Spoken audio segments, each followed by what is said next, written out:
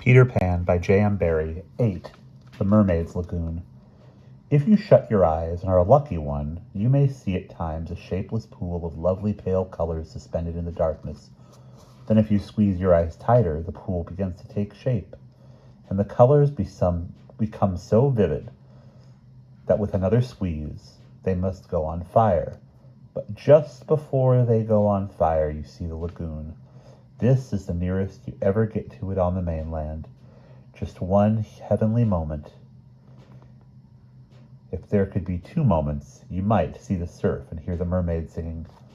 The children often spent long summer days on this lagoon, swimming or floating most of the time, playing the mermaid games in the water, and so forth.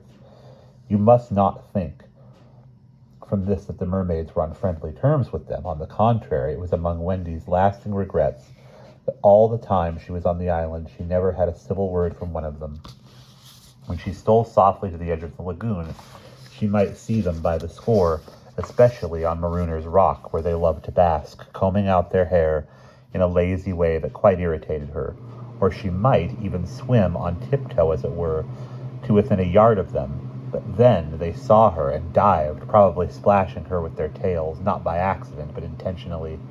They treated all the boys in the same way, except, of course, Peter, who chatted with them on Marooner's Rock by the hour, and sat on their tails when they got cheeky. He gave Wendy one of their combs. The most haunting time at which to see them is at the turn of the moon, when the utterly strange wailing cries.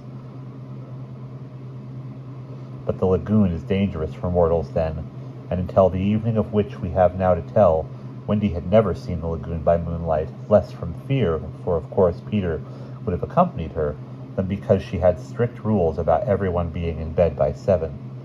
She was often at the lagoon, however, on sunny days after rain, when the mermaids came up in extraordinary numbers to play with their bubbles.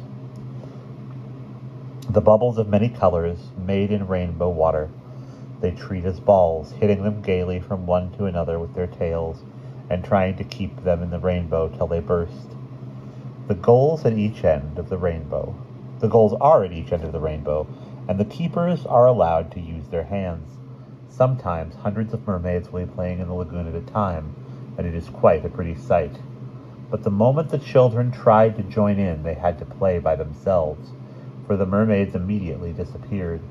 Nevertheless, we have proof that they secretly watched the interlopers, and were not above taking an idea from them, for John introduced a new way of hitting the bubble, with the head instead of the hand, and the mermaid goalkeeper adopted it. This is the one mark that John has left on the Neverland. It must also have been rather pretty to see the children resting on a rock for half an hour after their midday meal. Wendy insisted in their doing this, and it had to be a real rest, even though the meal was make-believe. So they lay there in the sun, their bodies glistening in it, while she sat beside them and looked important. It was one such day, and they were all on Marooner's Rock. The rock was not much larger than their great bed, but of course they all knew how not to take up much room, and they were dozing, or at least lying with their eyes shut, and pinching occasionally, while they thought Wendy was not looking. She was very busy stitching. While she stitched, a change came to the lagoon.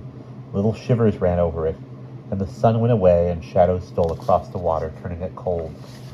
Wendy could no longer see to thread her needle,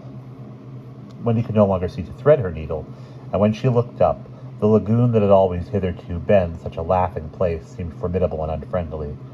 It was not, she knew, that night had come, but something as dark as night had come. No worse than that. It had not come, but it had sent that shiver through the sea to say that it was coming. What was it?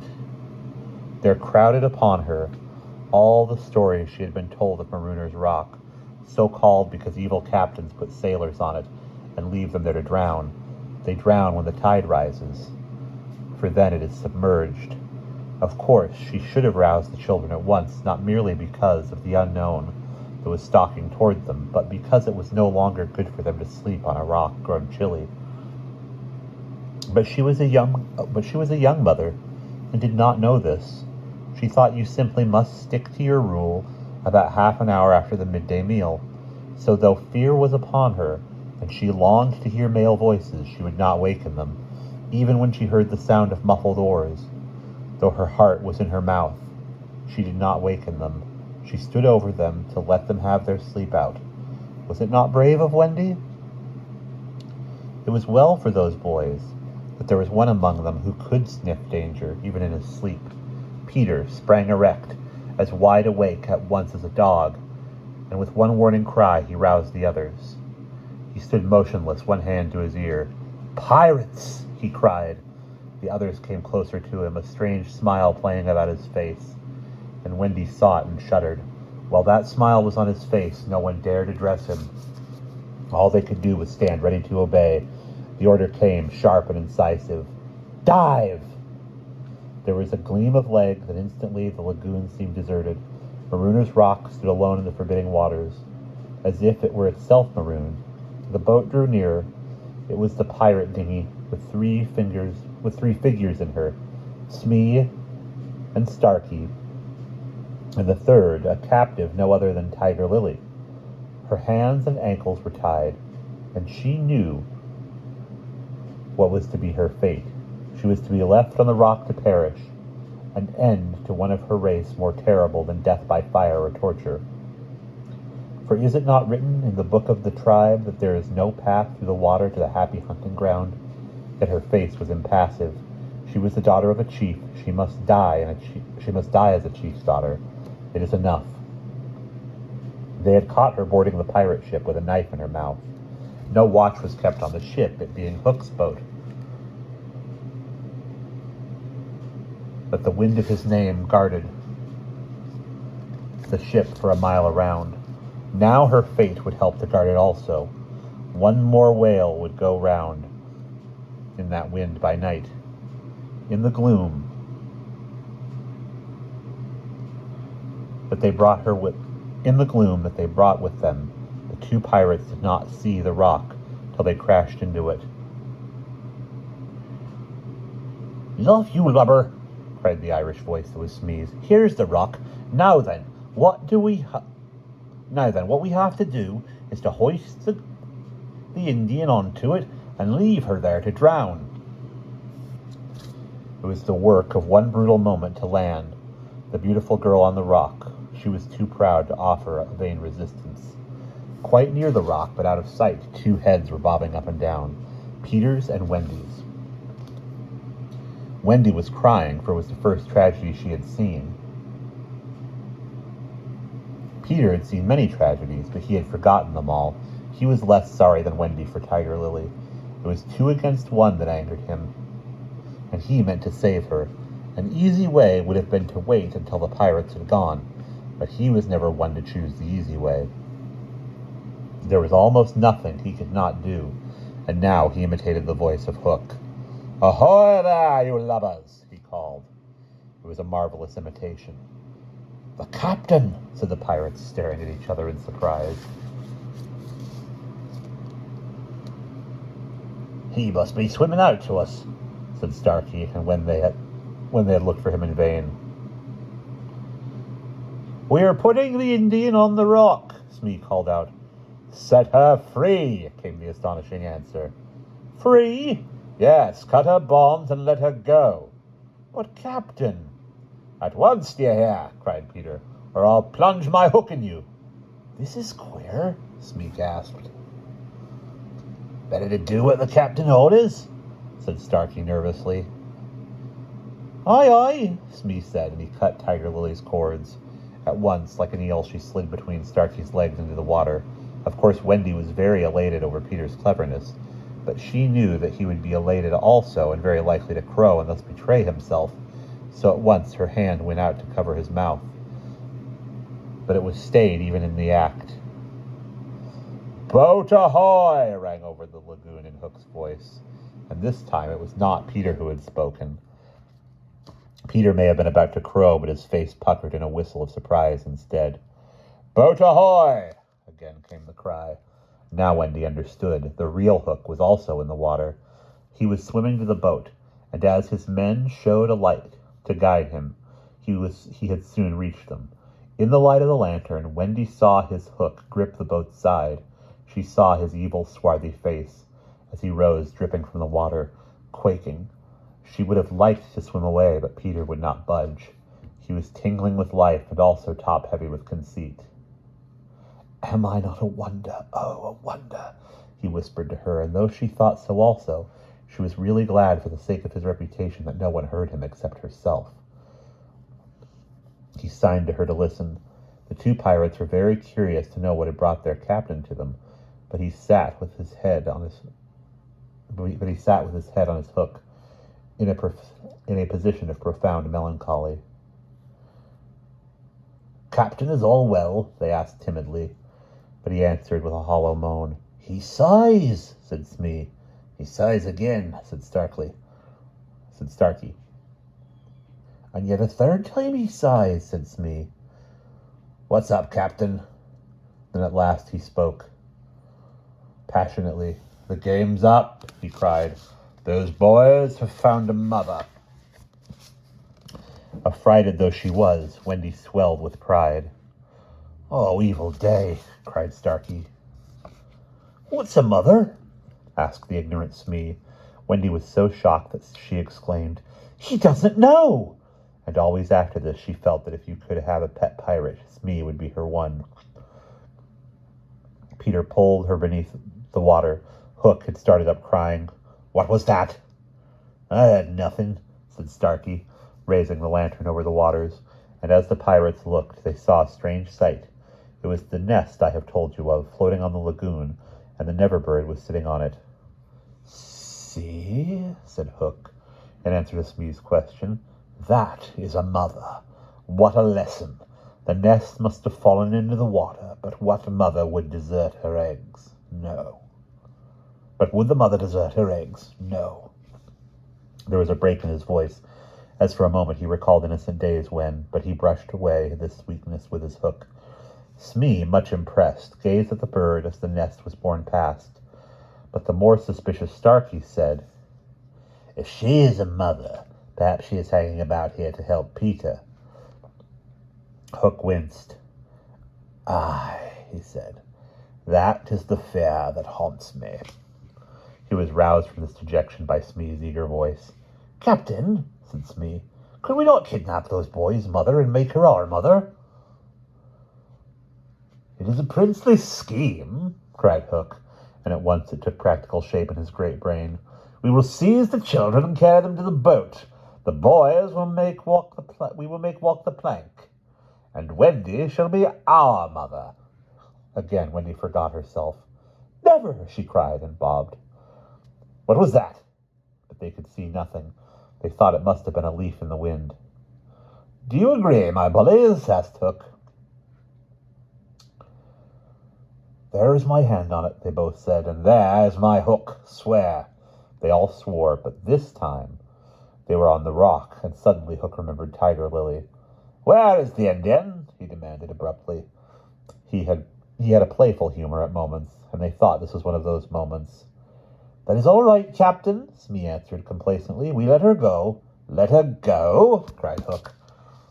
"'Twas your own orders," the boatswain faltered.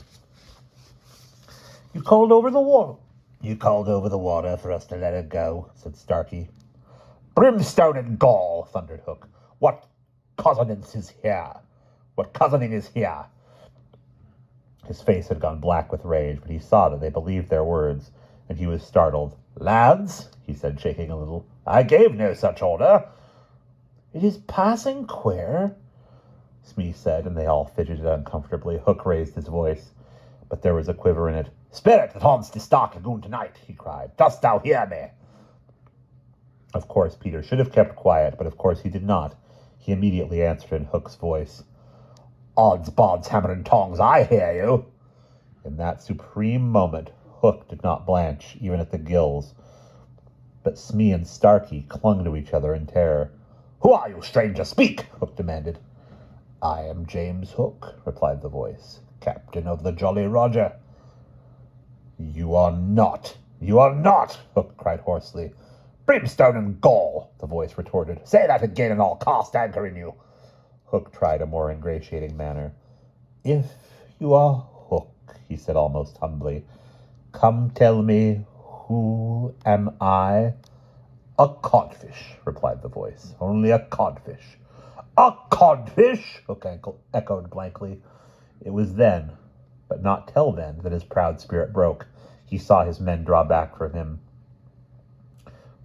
Have we been captured all this time by a codfish, they muttered. It is lowering to our pride. They were his dogs snapping at him, but tragic figure though he had become, he scarcely heeded them. Against such fearful evidence, it was not their belief in him that he needed. It was his own. He felt his ego slipping from him. Don't desert me, Bully, he whispered hoarsely to it. In his dark nature, there was a touch of the feminine, as in all great pirates, and it sometimes gave him intuitions. Suddenly, he tried the guessing game. Hook, he called. Have you another voice? Now, Peter could never resist the game, and he answered blithely in his own voice. I have. And another name? Aye, aye. Vegetable, said Hook. No. Mineral? No. Animal? Yes. Man? No, this answer rang out scornfully. Boy? Yes. Ordinary boy? No. Wonderful boy? To Wendy's pain, the answer that rang out this time was, yes. Are you in England? No. Are you here? Yes. Hook was completely puzzled. You ask him some questions, he said to the others, wiping his damp brow. Smee reflected. I can't think of a thing, he said regretfully. Can't guess, crowed Peter. Do you give up? Do you give it up? Of course, in his pride, he was carrying the game too far, and the miscreants saw their chance. Yes, they answered eagerly. Well then, he cried, I am Peter Pan. Pan!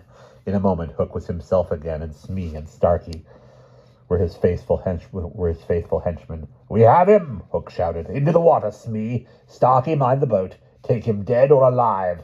He leaped as he spoke, and simultaneously came the gay voice of Peter. Are you ready, boys? Aye, aye, from various points of the lagoon. Then lam into the pirates. The fight was short and sharp. First to draw blood was John, who gallantly climbed into the boat and held Starkey. There was a fierce struggle, in which the cutlass was torn from the pirate's grasp. He wriggled overboard, and John leapt after him. The dinghy drifted away. Here and there a head bobbed up in the water, and there was a flash of steel followed by a cry or a whoop. In the confusion, some struck at their own side. The corkscrew of Smee got Toodles in the fourth rib, but he was himself pinked in turn by Curly. Farthest from the rock, Starkey was pressing slightly, and the twins hard. Where all this time was Peter? He was seeking bigger game. The others were all brave boys, and they must not be blamed for backing away from the pirate captain. His iron claw made a circle of dead water round him, from which they fled like affrighted fishes. But there was one who did not fear him. There was one prepared to enter that circle. Strangely, it was not in the water that they met. Hook rose to the rock to breathe, and at the same moment Peter scaled it on the opposite side. The rock was slippery as a ball, and they had to crawl rather than climb. Neither knew that the other was coming. Each, feeling for his grip, met the other's arm. In surprise, they raised their heads, and their faces were almost touching, so they met. Some of the greatest heroes have confessed that just before they fell to, they had a sinking. Had it been so with Peter at that moment, I would admit it. After all, this was the only man that the sea cook had feared. But Peter had no sinking. He had one feeling only, gladness. And he gnashed his pretty teeth with joy. Quick as thought, he snatched a knife from Hook's belt and was about to drive it home, when he saw that he was higher up on the rock than his foe. It would not have been fighting fair. He gave the pirate a hand to help him up. It was then that Hook bit him. Not the pain of this, but the unfairness was what dazed Peter. It made him quite helpless. He could only stare, horrified. Every child is affected thus the first time he is treated unfairly. All he thinks he has a right to when he comes to you to be yours is fairness. After you have been unfair to him, he will love you again, but will never afterwards be quite the same boy. No one ever gets over the first unfairness, no one except Peter. He often met it, but he always forgot it. I suppose that was the real difference between him and all the rest. So when he met it now, it was like the first time, and he could just stare, helpless. Twice the iron hand clawed him. A few minutes afterwards, the other boys saw Hook in the water, striking wildly for the ship. No elation on his pestilent face now, only white fear, for the crocodile was in dogged pursuit of him. On ordinary occasions, the boys would have swum alongside, cheering, but now they were uneasy, for they had lost both Peter and Wendy, and were scouring the lagoon for them, calling them by name. They found the dinghy and went home in it, shouting, "Peter, Wendy," as they went, but no answer came save mocking laughter from the mermaids. They must be swimming back or flying, the boys concluded. They were not very anxious. They had such faith in Peter. They chuckled boy-like because they would be late for bed, and it was all Mother Wendy's fault. When their voices died away, there came cold silence over the lagoon, then a feeble cry. "Help! Help!" Two small figures were beating against the rock. The girl had fainted and lay on the boy's arm. With a last effort, Peter pulled her up on the rock, and then lay down beside her. Even as he also fainted, he saw that the water was rising. He knew that they would soon be drowned, but he could do no more. As they lay side by side, a mermaid caught Wendy by the feet and began pulling her softly into the water. Peter felt her slip from him, woke with a start, and was just in time to draw her back. But he had to tell her the truth. "We are on the rock, Wendy," he said. "But it is growing smaller. Soon the water will be over it." She did not understand even now. "We must go," he said almost brightly. "Yes," she answered faintly. "Shall we swim or fly, Peter?" He had to tell her. "Do you think you could swim or fly as far as the island, Wendy, without my help?" She had to admit that she was too tired. He moaned. "What is it?" she asked, anxious about him at once. "I can't help you, Wendy. Hook wounded me. I can neither fly nor swim." "Do you mean we shall both be drowned?" "Look how the water is rising." They put their hands over their eyes to shut out the sight. They thought they would soon be no more. As they sat thus, something brushed against Peter, as light as a kiss, and stayed there as if saying timidly, "Can I be of any use?" It was the tail of a kite which Michael had made some days before. It had torn itself out of his hand and floated away. "Michael's kite," Peter said without interest. But next moment he had seized the tail and was pulling the kite toward him. "If it lifted Michael off the ground," he cried, "why should it not carry you?" "Both of us?" "It can't lift two." Michael and Curly tried. "Let us draw lots," Wendy said bravely. "And you a lady?" "Never." Already he had tied the tail round her. She clung to him. She refused to go without him. But with a "Goodbye, Wendy," he pushed her from the rock, and in a few minutes she was borne out of his sight. Peter was alone in the lagoon. The rock was very small now. Soon it would be submerged. Pale rays of light tiptoed across the waters, and by there was to be heard a sound at once the most musical and the most melancholy in the world, the mermaids calling to the moon. Peter was not like other boys, but he was afraid at last. A tremor ran through him, like a shudder passing over the sea. But on the sea one shudder follows another, till there are hundreds of them. And Peter felt just the one. Next moment, he was standing erect on the rock again, with that smile on his face and a drum beating within him. It was saying, "To die would be an awfully big adventure." And that is the end of chapter 8.